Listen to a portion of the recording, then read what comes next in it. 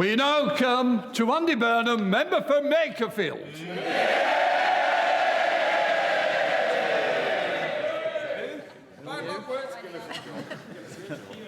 Rome is saved.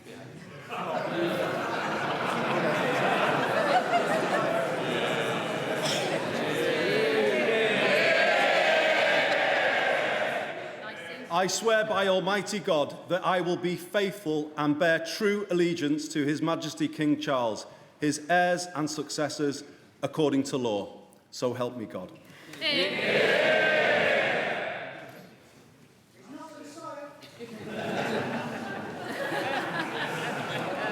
Naughty boy.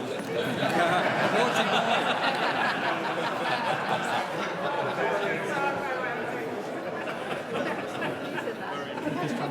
I didn't hear the Turn the water into white.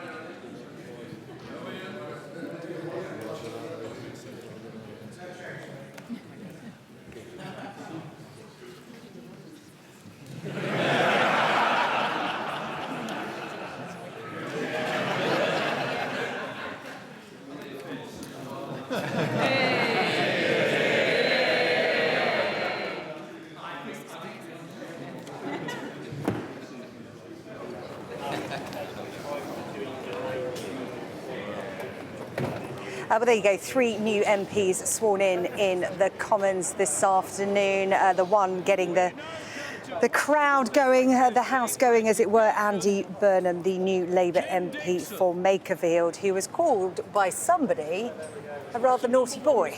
Sam.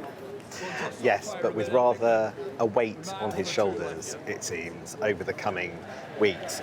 You can tell the magnitude of what we just saw from the fact he was wearing a suit. We don't often see a suit and tie for Andy Burnham. 56 years old, returning to the Commons for the second time in his career. He first did this, what you can see before him, swearing in front of MPs and the Speaker in 2001 for the Lee constituency.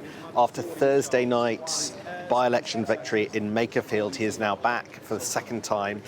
On the screen, you could see him flanked by 2 MPs. They're going to be pretty important MPs, I suspect. One was Annalise Midgley, and the other is Joe Platt. They've been with him through a lot of the period that he was fighting the Makerfield by-election. You could see from the way that he carried himself, he is conscious of the extraordinarily unusual circumstances in which he finds himself in. I thought, just watching his face, he was a little bashful. There was a sort of a jokiness with the Speaker that you wouldn't often get from a new MP. He seemed to pat Lindsay Hoyle, who he's known for the better part of 3 decades, patting him on the shoulder, not the normal relationship from an incoming MP to the Speaker. But this is a moment of enormous significance. I thought it was quite telling, Sarah Jane, about who was and who wasn't on the front bench through that period. The most prominent member of the government to be there greeting Andy Burnham at this big moment for him was Bridget Phillipson, the Education Secretary, somebody who I think more or less has been neutral throughout the last few weeks. She hasn't been calling for Keir Starmer to go in anything like the way that we know that Ed Miliband or Yvette Cooper has been. But there she was in pride of place, sort of at the dispatch box. You saw Johnny Reynolds, the Chief Whip, and you saw the Leader of the Commons there. But really there was not a large contingent from the Cabinet, definitely missing Keir Starmer and Rachel Reeves, who I'm told was in the building behind me, but